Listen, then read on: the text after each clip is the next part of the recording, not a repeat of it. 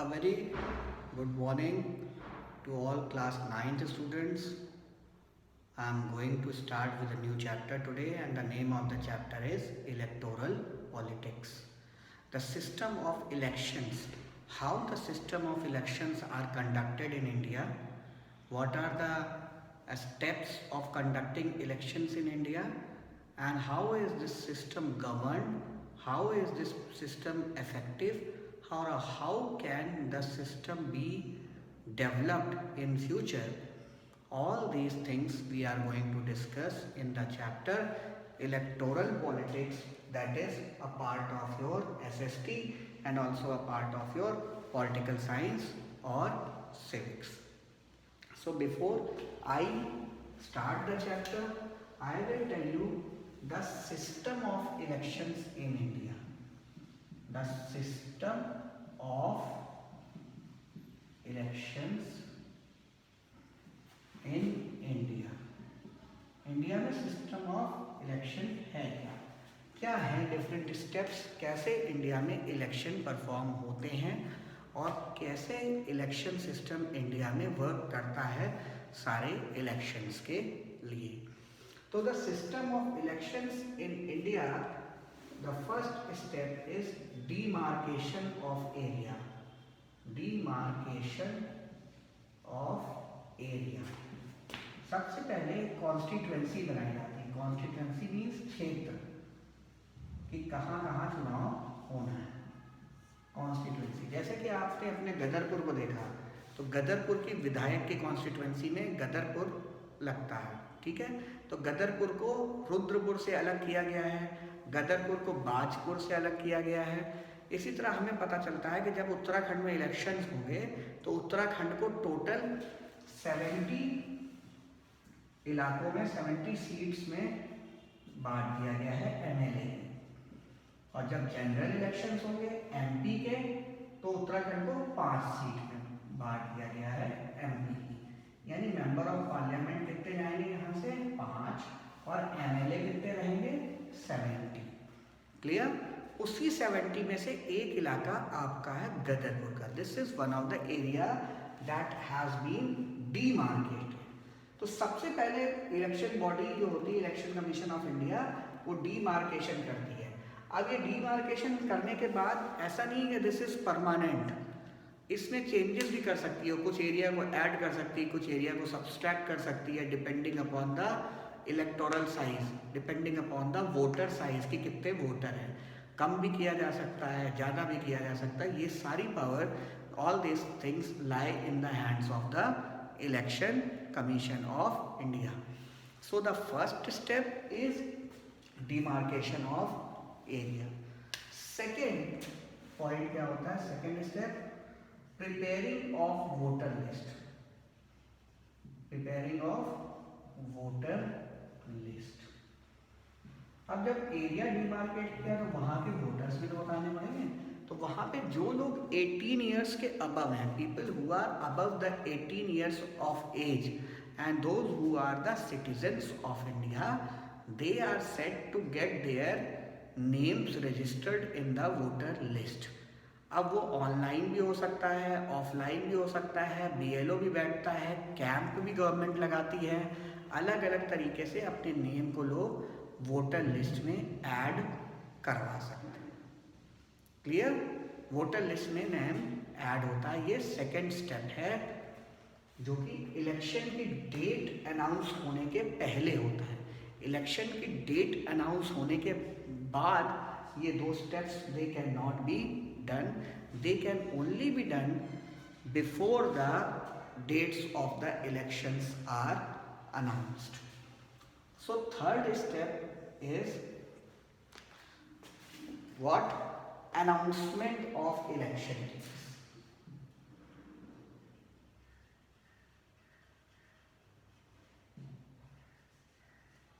Third क्या करता है इलेक्शन कमीशन?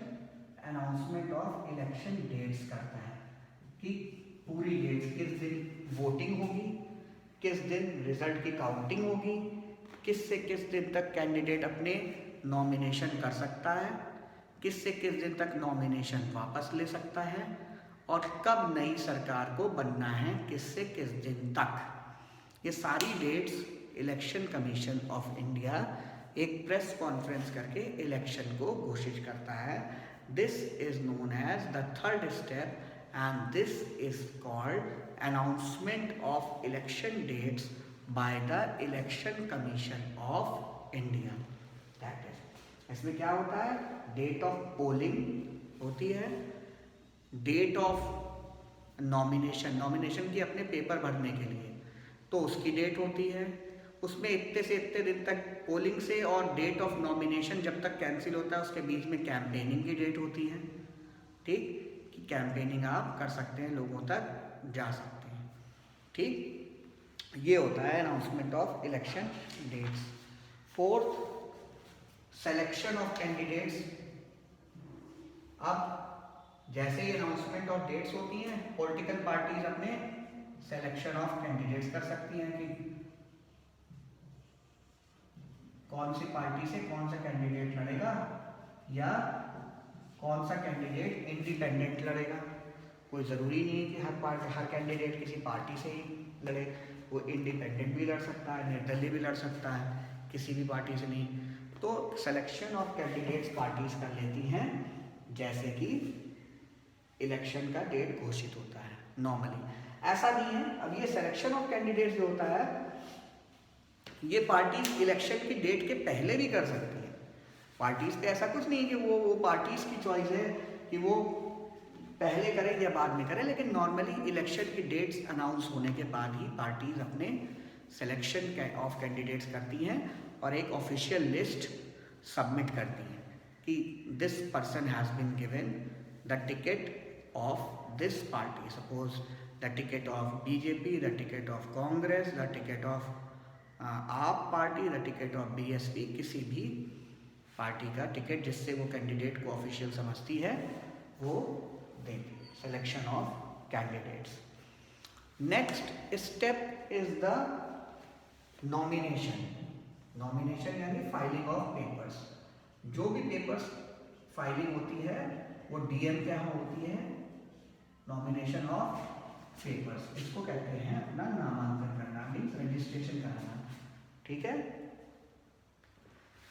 अब इसके साथ when the candidates file the paper of nomination, they also deposit a security amount.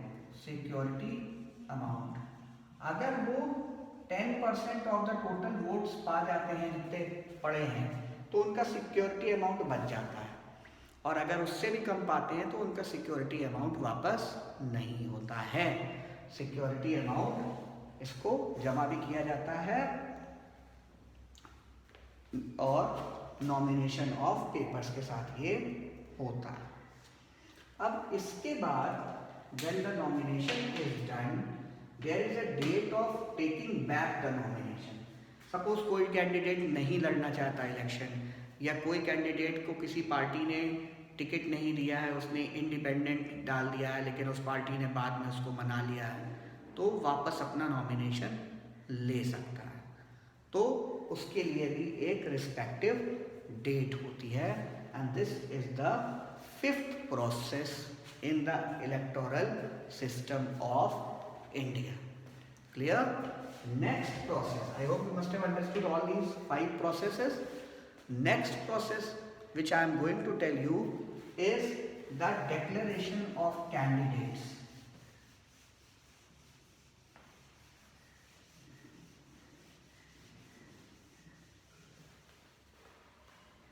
Declaration of candidates means allotment of symbols.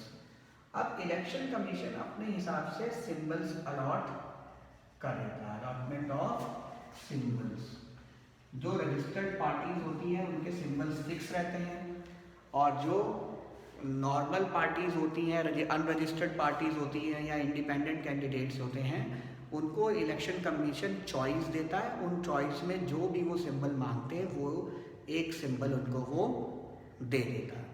जो registered parties रहती हैं जैसे कांग्रेस है, बीजेपी है, इनके सिंबल्स फिक्स रहते हैं। इनके कैंडिडेट्स को पार्टी का सिंबल मिलता है। जैसे बीजेपी वालों को लोटस मिलता है, कांग्रेस वालों को हैंड मिलता है। ठीक है, so they get like this allotment of symbols.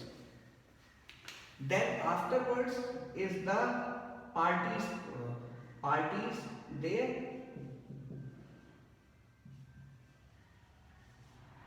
publish their manifestos. Publish their manifestos.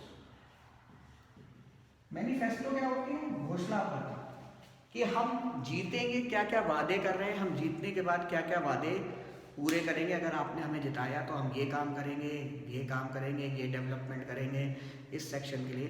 तो ये पूरा एक बुक होती है, एक बुकलेट टाइप की होती है, एक पैम्पलेट टाइप का होता है, जिसको कहते हैं इलेक्शन मैनिफेस्टो। ये हर पार्टी अपना घोषित करती है, कोई ज़रूरी नहीं है कि करे, लेकिन most of the parties they fight the election on this basis, on the basis of election manifestos. Next step is campaigning. Campaigning होती है यानी कि प्रचार करना। अब कैंडिडेट जब तक वोटिंग के दिन की से 24 घंटे पहले तक प्रचार कर सकता है, हर तरीके से अपनी गाड़ी में, घोड़े में, सोशल मीडिया में, किसी भी चीज़ में अपना प्रचार कर सकता है। So next step remains is campaigning. Then comes 9th step is voting. अब वोट पढ़ते हैं and counting of votes, voting, counting and election results. ये होता है, वोटिंग होती है, उसके 2-3 दिन के बाद काउंटिंग होती है और रिजल्ट्स साथ के साथ घोषित होते रहते हैं कि कौन से कॉन्स्टिट्यूएंसी में कौन बंदा जीता है, या किस पार्टी ने कितनी सीट जीती है, किस पार्टी को कितने % वोट मिले हैं, कौन सी पार्टी कहाँ जीत के आई है, कौन हार के आई है। ये सारी चीज़ें 10th स्टेप है, voting, counting and election results. And last step after the result is filing of complaint, जिसको पिटीशन कहते हैं, फाइलिंग ऑफ कंप्लेंट। ठीक, अगर आप इलेक्शन के रिजल्ट से डिससैटिस्फाइड हो, if you are dissatisfied with the election results, you are having the chance to file a complaint in the court and get your results checked again. अगर election में गड़बड़ी हुई है, बेईमानी हुई है, you will get the benefit. If it is not, if the court thinks that the election was okay, then you can go with that. Clear? So these are the steps that are involved in the process of electoral politics in India. Clear? I hope you must have understood, and in the next video I'll be telling you the other things about electoral politics. After that, one more chapter, natural vegetation, remains, and this will complete our course of class 9th. Bye for now.